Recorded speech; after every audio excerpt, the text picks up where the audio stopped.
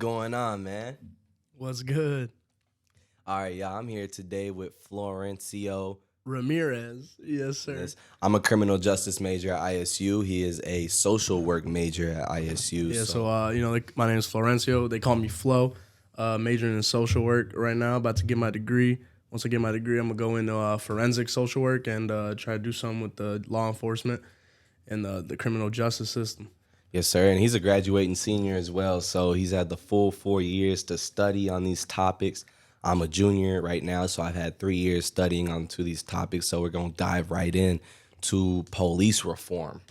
All right. So we know there's many problems with the police system nowadays, especially within the relations with the community. So let's dive into that right now. Yeah, I think we all know that, something's going on with the police.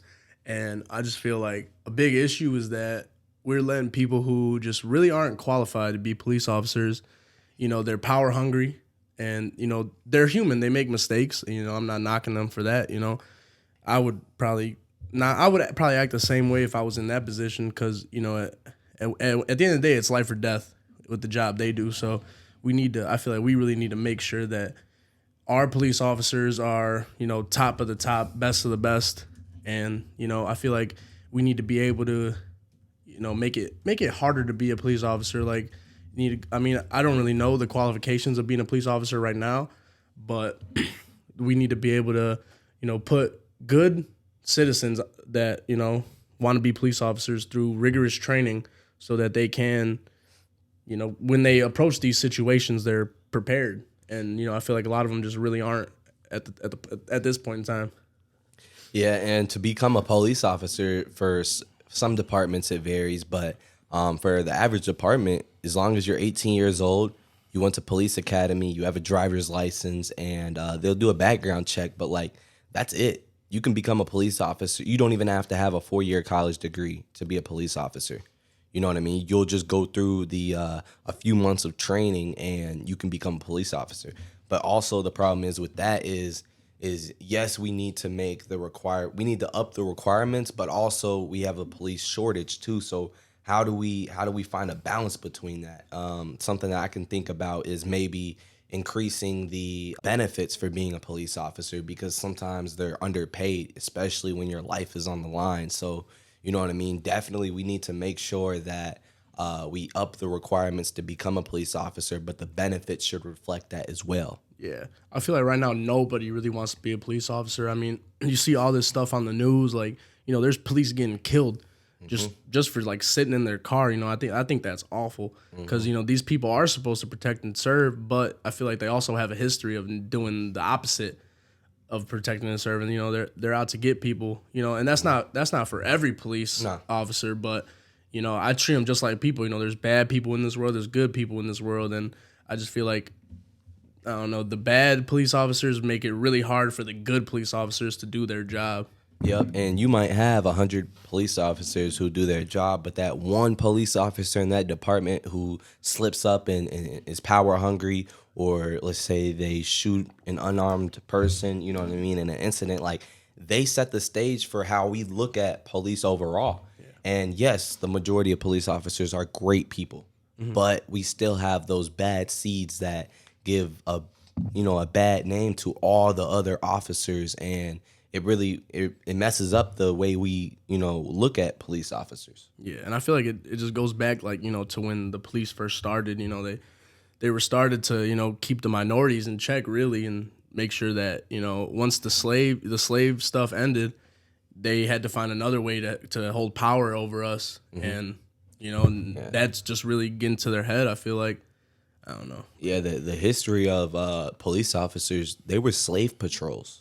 Yeah. That's what they were. That was the name for them. They, watched over the runaway slaves, brought them back, punished them. That was their job. That's why we brought them in. And, after we released, African Americans from slavery, we had to find a new, a new job for them.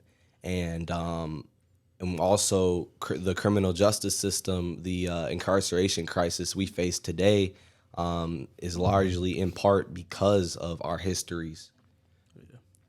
I mean, yeah, and I don't know. I just know, like, from, like, me growing up, like, the police that I've encountered, they just weren't always the nicest.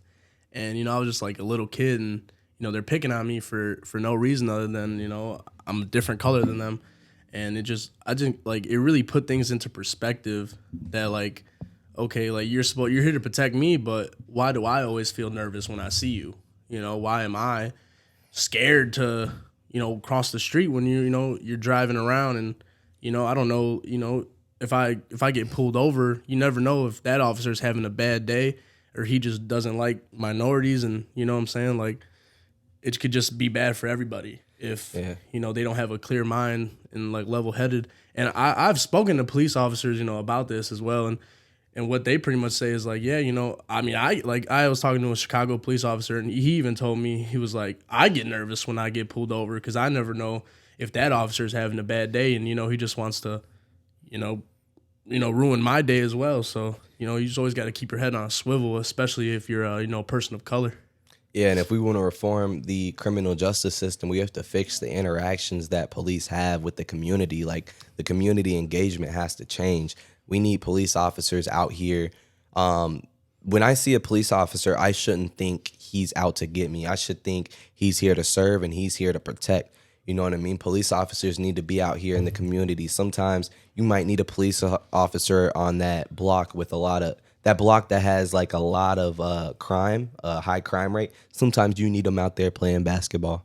Yeah, and we do see that sometimes where they're going to these neighborhoods and they're hanging out with these kids, and they're giving them a positive role model to look at, because a lot of these kids do not have positive role models. They grow up in poverty. All they see is dude on the corner hustling, trying to make a living, but they don't really see doctors and lawyers, and that's really what's, like, withholding our, like, these minority communities from wanting to be police officers and doctors and lawyers. They don't see this stuff. All they see is dude's a big time drug dealer. He's driving a BMW. I want to be just like him, but they don't understand that there's only a couple ways that life's gonna end up. That's either dead or in jail. So we got to be able to show these kids that there's a lot of different ways to get out the hood, and you just gotta work hard and put your head down, tunnel vision. Yeah, and if these kids see police officers in their community and they're not attacking the community, or they're not taking their parents away from them, or they're not just searching for ways to arrest and punish, if we can have police officers there as a positive role model, then the kids will start looking at police officers like, hey, he's cool. You know what I mean? I want to do what he's doing. He's protecting the community. He's changing stuff. And that'll make more of our youth want to be police officers. And a little bit about the history about that is the average wealth of white families is 10 times the average wealth of black families. And you know what I mean? That statistic goes to Hispanics as well. You know what I mean? The average wealth that a white family holds is way more than the wealth of a minority. And then you have all these minorities filling up these low income neighborhoods, these low income communities, and they can't get out. So they're stuck there, and you have police officers saying, hey, there's high crime there. Why is there crime? Because there's no opportunities. There's limited opportunities. There's limited work opportunities. There's limited educational opportunities. The schools there up. You know what I mean? Everything is, they're going through a lot, and we're not looking at the actual root problem behind why minorities disproportionately commit more crime than whites. Yeah, I feel like, yeah, man, we really gotta just put money into these neighborhoods, because you go to, like, say Naperville, all these kids are riding nice cars, and then I go hang out with my family over on Marquette Park 63rd, and there's boarded up buildings. Kids are out hanging on the street, like, they have nothing to do. And if you have nothing to do, and you don't know where, your family has no money, you don't know where you're gonna get your next meal. What are you gonna do? You're gonna commit crimes. You're gonna rob. You're gonna steal. Just to get food on your plate. And that's a really big issue, because these kids, like look at Chicago. There was like 100 kids were just downtown, just like mobbing, rioting. But why were they doing that? Because they had nothing else to do. They can't go play sports. The school shut down. There's no open gyms. There's nothing for them to do. So they're gonna, act out and do all that stuff. So Yeah, it's just about the lack of opportunities, and I know from firsthand experience. I've lived in a neighborhood in which was primarily white, and we had there was like a little park, and there was a book stand there. They had books at the park, so like there, and then you go to these other communities, these projects, and there's nothing. You know what I mean? It's just literally they don't even have a backyard. They don't have a front yard, and you know what I mean? When they go outside, it's dangerous. You know what I mean? There's drugs. You got to look at the communities. They will literally put a liquor store or a smoke shop right across the street from a school that is primarily minorities, but you will never, ever in your life see that at a school that is primarily white. yeah. So something I learned in my classes was a thing called redlining, and what redlining was pretty much it was them controlling where the minorities lived. So they made sure that they didn't move into these wealthy neighborhoods and mess everything up. I guess that's what they put it, because like I guess like a lot of people think is once a minority moves into your neighborhood, oh, there goes the neighborhood, that's it. But I feel like that's not how it should be looked at, because I like to think of America as a melting pot of multiple races, different people, and I think that that's what makes America great, is because we all built this together, and we need to learn from each other. Because if we don't learn from our history, then, it's bound to repeat itself. Yeah, and a lot of places you go, we are very diverse, but at the end of the day, we still are very, very segregated. Communities, you'll see, they're just very segregated still. You know what I mean? Even schools. I've went to a school that was 98% minority. That's insane.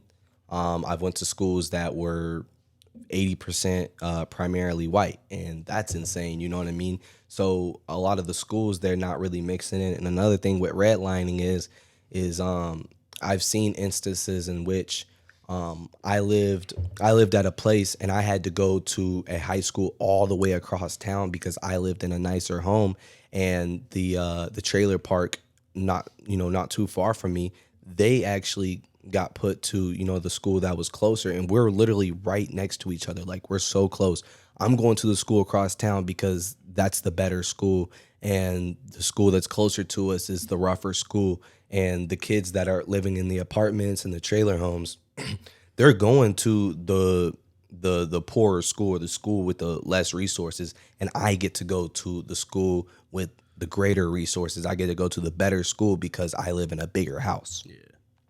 Yeah. For me, it was like I went to I grew up in a pretty much all Mexican neighborhood, and I went to a middle school that was all black and Mexicans, and there was like 2-3 white people in the whole school. And then I went to a private school to play football, and it was just all white. Like, I walked in and I was like, oh, where are all the Mexicans at? Because I did not know where to find them. I was looking for people who looked like me, because that's how I felt comfortable.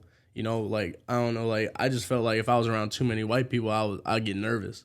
But now I learned that, like, I don't got to be nervous, because I work just as hard as them for, even though I probably had to work a little harder or whatever. But, at the end of the day, like, we're the same people. We bleed the same. So, you can't look down on me, because, I would do the same thing you do.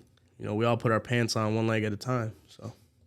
Yeah, definitely. And something else, standardized testing, that affects minorities at an unfair rate, because I'm gonna be real, like, I'm gonna speak in generality, but we know this to be true. The average white person would receive a higher grade on a test than the average minority, just because of the history of, you know what I mean? They've had way longer to build that foundation in their family. You know what I mean? It's just little stuff like I you know what I mean? I understand there's white people that go through stuff that black people don't go through. You know what I mean? But speaking in generalities, the average, you know what I mean, the average white student, they don't really have the worries that, you know what I mean, the average minority has, as in, what am I going to eat today? Or, you know what I mean, dealing with CPS, or dealing with all these other things. You know what I mean? So they can't really put their head in the school like these, you know what I mean, these white students or these, richer students are able to do. Yeah. And standardized testing messes that up, because I mean, how are you going to give us all the same test when it's a biased test? Yeah, and I feel like y'all just gotta look at it like these kids are, they're going through poverty. They don't have new clothes, new shoes. They don't know where their next meal is gonna come. So you really think they're gonna focus on homework and tests? Like, Yeah. they're out here trying to survive. They're out here trying to, make a way because they don't know any other way but to, involve themselves in criminal activity that brings them money. So, no, I'm not gonna study for my math test. I'm out here hustling. I'm trying to put food on my table. My mom works 2 jobs. I got 4 little brothers and sisters. Like, like I'm the oldest. So like, that's like the reality for them. They're not focused on tests. Like that's the last thing they're worried about, and that's why a good majority of them drop out of school. Because I mean, like algebra and physics is not gonna put food on their table. So.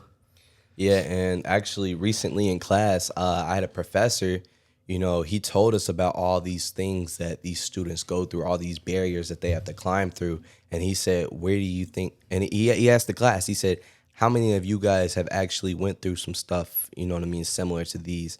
We had about 2 kids raise their hand. The other 30 students were just blank. And he said, you know where those students are at that didn't have the opportunities that you guys had?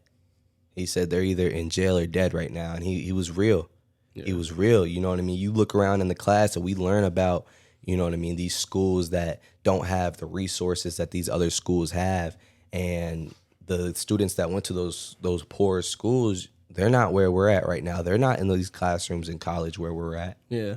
And another thing is like the neighborhoods are so bad. Like kids are getting shot at just going to school. And, they're joining gangs for protection. And, people are saying, oh, why can't you just get a job, go work at McDonald's? Well, why am I working at McDonald's? So the guy that tried to kill me yesterday could see me there and then catch me when I'm leaving work. And know where I'm living. Yeah, right. Yeah. Know where I work, know where I live. Like, they're going to come get me just because I live in a certain neighborhood. I didn't you don't pick where you live, that your parents did that. And you have no choice but to adapt to your environment and, make a way for yourself. And that's why a lot of these kids are joining gangs and doing this stuff for protection because, I'm getting shot walking to school, so. And I like that you said that because, we're humans. We just adapt to our environment. Yeah. You have minorities out here that there's no way you can get them to focus on school if they're hungry and they don't know what they're finna eat or they're getting shot at through the classroom, which does happen. Mm-hmm. It does happen. There's schools where kids get shot at. There's schools with lead in the drinking water. They can't even drink water at school. There's schools with roaches. There's schools with rats. There's schools with rodents. There's schools where you don't have teachers with even teaching degrees. Yeah. In Detroit, you know what I mean? You got teachers who aren't even qualified to be a teacher that are teaching. Yeah. You got kids that are shooting dice in classes. You got teachers that are just there to be there, you know what I mean? And it's a survival mindset for these kids. So there's no way that they can actually focus on school because it shows that the government doesn't really care about their education and what's going on. And that's really the way to make it out of that culture, of those poverty-ridden conditions is education and opportunities.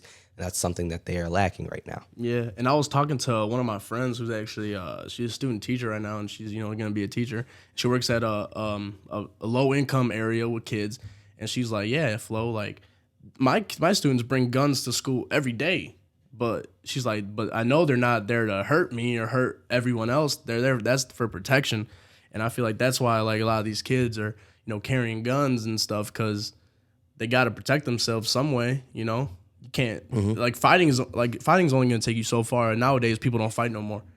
I'd rather I paid $500 for this gun. Why am I gonna fight you? And that's a lot of the mentalities. And it's sad really to see that because so many innocent kids are dying, and it's it hurts my heart. Yeah, and I've talked to people who actually came from these circumstances, and they're not evil people. They're not bad people. In all reality, the dudes that are 6'5", 250 pounds, been in jail, lived a hard life, they're just scared. They're scared. They're not these aggressive dudes that you make them out to be. They're just scared. They're carrying the gun because they're scared. They don't want to die. They don't want to get killed. They don't want to get caught lacking. And that's the true, You know what I mean? We look at these guys like they're bad, like, you know what I mean? But Yeah. in our reality, they're just scared and there's nobody else out here protecting them. Yeah, and that's why a lot of these kids are like, or people in general are catching gun cases. You know, it's not because they want to hurt someone with that gun. It's for protection. Like no, like if I get pulled over, and I have a gun on me. No, sir, I'm not. No, officer, I'm not a gangster. I just I want to make this C-21 or 25. I just want to live my life. But nowadays, like especially in Chicago, it's messed up in Chicago. Everyone knows that, but it's literally it's my life or your life. At the end of the day, it's gonna have to be your life because I'm out here trying to live, and and that's kind of a negative way of thinking, but that's a reality for a lot of people.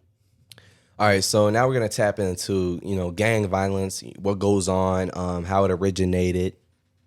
Yeah, so this is something that I know a good amount about. So gangs pretty much started as a way of these minorities to protect themselves from other white gangs and the police, especially. Just like same like the Black Panthers. They started for protection. Same with like the Black Peace Stones, the Vice Lords, the Land Kings. All these big time gangs that people know started as protection, and then as time went on, they learned that like we're deep. We got a lot of people. We can make some money, and selling drugs and all that. And then when crack hit in the 80s, that just took off like a wildfire. Everyone and their mama was doing crack. And it was really just, breaking down neighborhoods, but people were making money, especially in the city of Chicago. I like to call Chicago, the city, the city of gangsters. Ever since the Al Capone days, it's been the gangster city. And it's really, disheartening to see this because, like, a lot of people, are leaving Chicago and, they think Chicago is just an awful place to live. But, like, in reality, Chicago is beautiful. But, yeah, there is some parts that, you probably shouldn't go if you're not from there. But, I mean, there's ghettos everywhere. There's gangs everywhere. It's not something you can really get away from, I guess. But, like, what I want to do with my work is, hopefully reduce that recidivism rate and show these young kids that you don't have to join a gang. You don't have to do all this. And, I know it's like, it's easy for me to say, but like, we just got to be able to give these kids something to do, back to what we were saying earlier. But, if they have nothing to do and, all their friends are doing this, doing that, they see all this music, and especially the music is playing a huge role in this now. Cause like, they see Chief Keef, Lil Durk, Polo G, they're all, especially King Von, like they're all repping that, gangbanging stuff. And, they're glorifying it when reality is not what it is, what they portray it to be. It's, innocent kids are dying, moms are burying their sons over colors, over blocks that they don't even own. That like, the government, they own that. They, that's not your block. But, I just feel like so many people have died, and so many people are going to continue to die over, just this long existing violence that has always been happening. And, it's pretty messed up. Yeah, it is. Yeah, it is. And it's just a culture of kids, joining gangs because that's the only thing in the area to join. There's nothing else positive. There's no other positive influences in their life, lack of opportunities. What else are you going to do? You know what I mean? You live in a neighborhood where your neighbor is a gang member, your other neighbor is a gang member. You walk out, and because you're not a gang member, you're getting targeted by everyone. Yeah. You know what I mean? You walk out, they want your shoes. Yeah. Or they're going to go in your house and get your shoes. You know what I mean? So you got to join some type of gang for protection because the police aren't there to protect you. Yeah. And that happened a lot to me growing up. Like, I would just be walking down the street, and two dudes pull up on me like, "Hey, bro, what you is? You gangbang?" "Nah, bro, I don't gang." Like, what? Like, one time I was in Pilsen. I was at a little carnival, and me and my homie Moses and my other friend Andy, we're walking back to our car, and I'm a pretty big little Mexican. I got a sleeve, I'm tatted, and they pull up on me, first thing I heard was click click. I was like, oh man, it's about to get real. So I instantly put my hands up. They're like, "Oh, what's up, bro? What you is? You gangbang?" Like, I'm like, "Nah, bro, whoa, I don't do none of that. Like, we here to make a TikTok and all that." And they're like, "Nah, bro, like I saw you talking to the police, whatever, yada yada." I was like, "Hey, bro, I don't know none about that. Like, I'm just trying to get to my car, And the next thing you know, like their big homie came out with a pit bull, and he was like, "Hey, these them?" And he was like, "Nah." So thank God for that guy, because he probably saved my life that day. But yeah, man, like especially like being a minority, and people are gonna mess with you just because of the way you look, and it doesn't matter if you're involved or not, because if you look like someone they know, they're gonna be on that with you, no matter what. Yep. And most gangs, when they were created, they weren't even created to be violent. They weren't created to kill people or sell drugs. They were created to actually create a community to teach the youth. Yeah. You know what I mean? A lot of people don't know that gangs, I don't know about nowadays, but back in the day, they used to teach, you know what I mean? You had GD, growth and development. They used to actually teach you about the laws of the universe and your rights and just life stuff that's going to help you. Like, people don't understand that a lot of the gang members, they started out being really spiritual and actually providing another outlet for these kids. And I mean, look up the laws of the universe and start learning that. And they learn about like the law of vibration, like, you know what I mean? Whatever you do in this world will come back to you and stuff like that.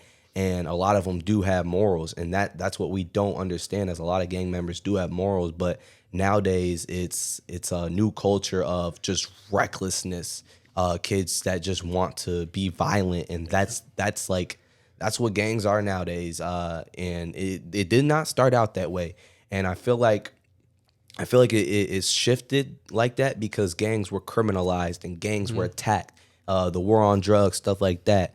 The war on drugs. Let's talk about the crack cocaine pandemic, where if you had, you know what I mean, if you had powder cocaine, that was you could have the same amount of powder cocaine or crack cocaine, but just because you had crack cocaine, which was more commonly found in minority communities, then you would get it was you would have to. All right, it took 100 times more powder cocaine to trigger the same mandatory minimum sentences. Yeah. And the powder cocaine was the cocaine that was used by the movie stars, the lawyers, the elites. The elites used that. And they literally made it to where if you had the crack cocaine, the cocaine that was commonly found in minority neighborhoods, then you had mandatory minimums, and literally it was crazy because it was the same amount of drugs, but just because that drug was more commonly found, then it was, you know what I mean, harsher. Yeah, and this drug just ruined communities, especially the minority communities. Like, it just took over, like the crack epidemic. That's real stuff. And, a lot of people, I feel like they try to downplay it, but it definitely shouldn't be. Because I know in Chicago, like the Cabrini Green projects and projects like that, they were just ran by these, gang leaders pretty much.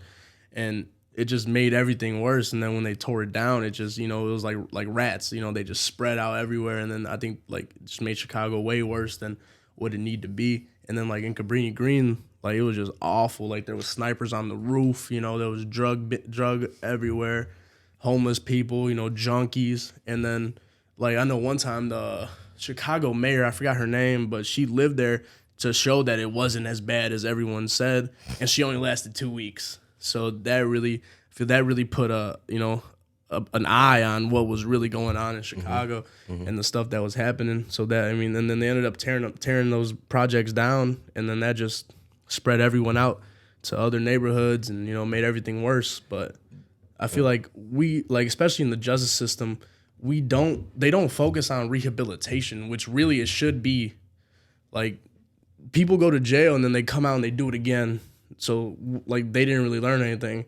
And, I blame the government on that one because, these people are locked up. They're under your supervision. You should be trying to help them, rehabilitate them, and, and create functioning members of society again. But that's not what's happening at all. Yeah.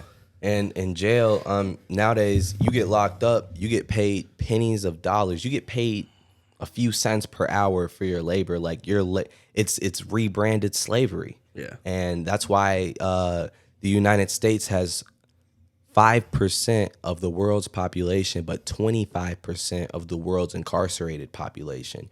And that's in part because the incarceration, it's very profitable for us. We're getting paid off of that. We have it's basically free labor. Yeah. And the conditions in jails, the overcrowding, the violence, the lack of educational and vocational programming, the lack of physical and mental health. It just all adds up, and it's just a very hostile environment, and it actually sends us back. The people that go to jail, they're not rehabilitating. The recidivism rates are just increasing because nobody's really rehabilitating. It's just a system to profit off of and to punish these individuals. And it's been punishing majority minorities. Yeah, and it just sucks because like no one's gonna care until it happens to them. Because like you hear like people die every day in Chicago, and we barely hear it on the news. We know that there's killings going on, but what do you hear in the news? Oh, this so and so died. A white person got shot. That's what they're portraying, and they're showing that. But no one cares about, the three, minorities that got killed on the South Side, over the weekend. So, I mean, yeah, it's really like disheartening to hear because, the whole reason I got into social work and do all this is because I wanted to make a difference. And I always said, like, that's always been my goal. Like, if I can help one kid or one person, change their way of living and make life better for them, then I did my job. And that's why, like, I take such great pride in what I do and, what I'm going to do. Because, I easily could have been one of those kids that, people gave up on, because I was going down the wrong path early in life. But, I refocused my, I went on the right path, and it just really motivated me to do right, by my people, my people of color and all that. Because, they don't care about us. They never cared about us. So we just we got to make, we got to start putting our foot down and, making differences because they ain't gonna do it for us. Yeah, we got to be the one to represent the people who are underrepresented. The people in jails, there's nobody out here advocating for them. You do have projects like the Innocence Project who, are going in and actually trying to help provide defenses and release people who are falsely incarcerated. Yeah. Because that's a big problem. You got a lot of people who are incarcerated and should not be because they did not do the crime. Yeah. And how does that even happen when the burden of evidence is beyond a reasonable doubt? Yeah, that's also another issue because then that ties in with like the death penalty because there's people who got executed that did not do that crime, and that's awful. And that's why I think like I understand the death penalty and like why it should be a thing, but also I feel like if you're gonna impose that on a person, then you should have all the evidence. You should know that he did that crime or he or she did that crime. Because if they didn't and you kill them, then that's messed up. Yeah. And that should not be happening. Yeah, the only way we should be giving someone a death penalty is if we saw it. Like if you had police officers seen him do it and then arrest him on the spot, or if there's camera evidence, or you know what I mean, like these school shootings. These school shootings, at the end of the day, the shooter either commits suicide or he gets arrested. Yeah. They don't really get away from school shootings. So the school shooters, yes, definitely, that's what we have the death penalty for those people. And a lot of times they actually use the insanity defense, which is pretty insane because you can argue that. Because all right, here's the thing about the insanity defense, right? They're claiming that they were not in their right mind. They did that. Okay, you do need help. I believe anyone that does that needs help. But what about these kids who just grew up in these hostile environments, and let's say they get caught with some drugs on them, or they get caught with a gun on them trying to protect themselves? What about their insanity defense? They've grew up in an environment in which they never had, nobody to tell them, hey, you can't do this. Like, they think that violence is normal. So what are we going to do about them? And it just ties into, we need to do something on the rehabilitative side to actually help these people instead of just wanting to lock them up. Yeah, which is why I'm so happy that now, like especially nowadays, like we're taking a much bigger stance on mental health and how important it is. Because back in the day, they'll just brush it off like, oh man, like, oh, what, are you sad? Like, Yeah, like, you'll be all right. Like, nah, bro. Like, if you're going through depression, like, you need to talk to somebody. You need to, you can't just have all that built up rage in you, because then you're gonna lash out and you're gonna do something that you probably wouldn't do if you were going to therapy and talking to somebody and letting people know about these issues. And that's just, it's really, especially when in the male gender, mental health for men is just so not important. They they don't really put an emphasis on it, and it's very men commit suicide way more than women, and it's awful. And we need to change the stigma around that, because we should be able to talk to people, even if you confide in someone you love or go see a therapist, like that should not be frowned upon at all. Yeah, definitely. There's been a big stigma that, you know what I mean, men can't have feelings, men don't feel it. Yeah. But at the end of the day, like we all have you know what I mean, we all have the same feelings. Yeah, we're human. Yeah, we're human. We know what depression feels like. We know what sadness feels like. And I get that, sometimes it's, hey, you know what I mean, to what extent do you have that? But we need to just do better on taking care of our people. Yeah. And building the social trust in our communities and our networks to be able to just talk about these things, because you can't, if you're a guy in this society, you can't, if you're a guy, you cannot cry to your girl, because if you cry to your girl, You're weak. Yeah. And my teacher asked everyone in class, he asked all the girls, he said, hey, would you leave your man if he cried, or would you feel, and every single one of them said no. But then I had to break it down to them. I said, because they wanted to bring up, bull excuses like, oh yes, of course, if his dad dies, then I would. Okay, we're all human. Let's put that aside. Yes, we're gonna cry. Yes, we're gonna feel some type of way if we have a death in our family or if anything happens to us. But if your man just had a rough day and he comes to you and he's down and he starts crying, you're not gonna respect him much.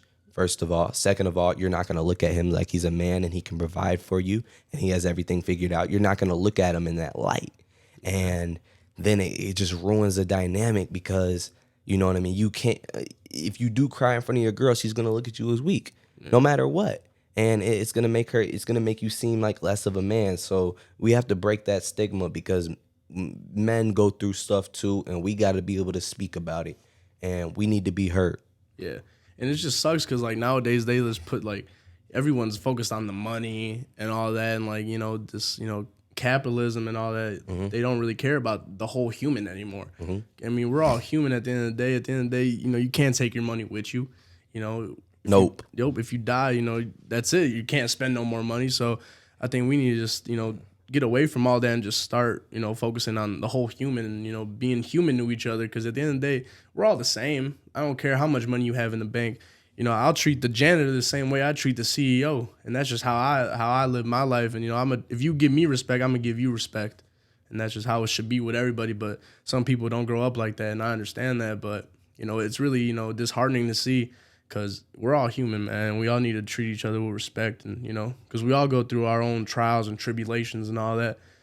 So we need to be there for one another, because at the end of the day, man, it's can't take it with you when you die. Nah, you're not Drake. You're not gonna put your money in the grave. Oh God.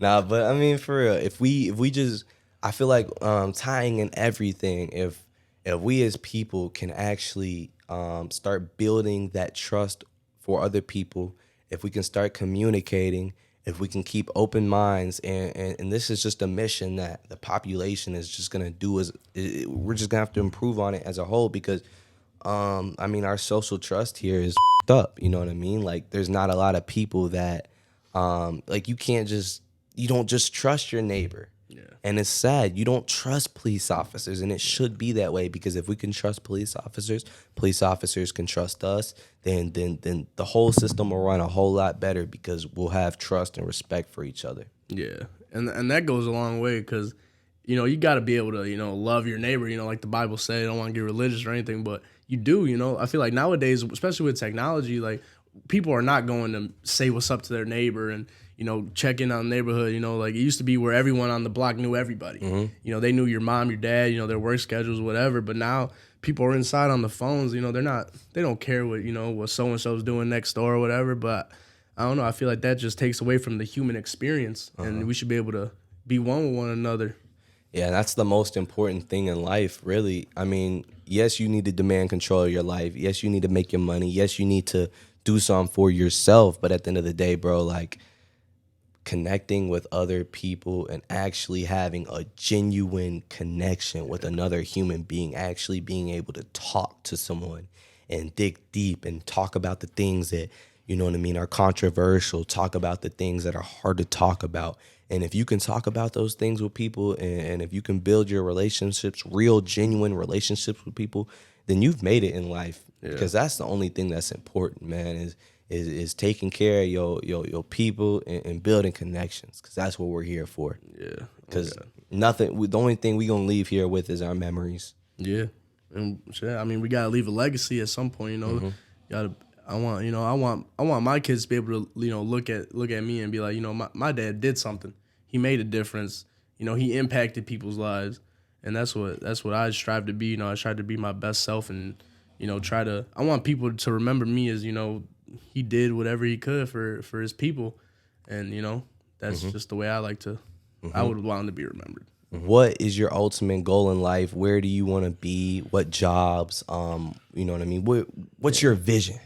Yeah, I mean, once I get my forensics degree, I really don't know what I want to do. I just, you know, I want to be able to help people, and I've been flirting with the idea of working for the FBOP, the Federal Bureau of Prisons, and changing the way the prison system is, and you know, just making it better, because it's not good at all.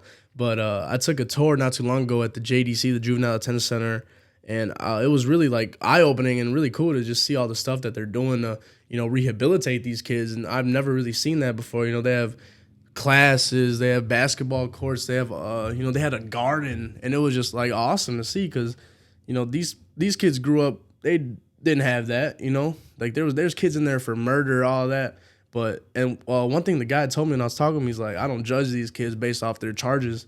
And I thought that was really cool, because I feel like a lot of people, like, once they see, like, oh, you know, this kid committed a murder, well, why'd he do that, you know?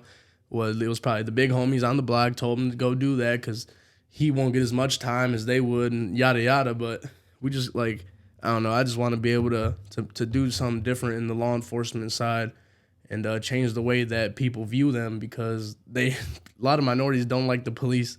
And, you know, I'll be the first to say that, because they have a history of not how do I put this? They have a history of, like, not agreeing with us, I guess you could say, and, you know, just engaging. Yeah, and just going after us and stuff. So I just want to, you know, change the people's mind on that. If they, you know, like, if I ever do become a cop or something like that, or, you know, work with them, I would be, you know, the type of officer to go into the hood and, you know, play basketball, or, you know, throw the football around. You know, I'll tell the fire department, open up them pumps, and, you know, let's have some fun, you know, neighborhood hero type thing. But yeah, you know, that's the goal, man. I just really want to make an impact, you know. Yeah, and that's what we need. We need those neighborhood heroes. And I actually really like that you were able to witness that, because because in that jail, the juvenile detention center, some of those kids had more opportunities there than they had on the street. And when we actually can provide that for them, that's when we can actually start rehabilitating them, because we're giving them what they never had. Yeah. You know what I mean? It was a great episode. We broke everything down for you. You got any last words for them? Nah, man, just, you know, be the change you want to see in the world, man. And, you know, and I ain't saying I'm going to change the world, but I guarantee I will spark the brain that will change the world. Ladies and gentlemen, demand control your life, and make a change for other people who need it. We're out.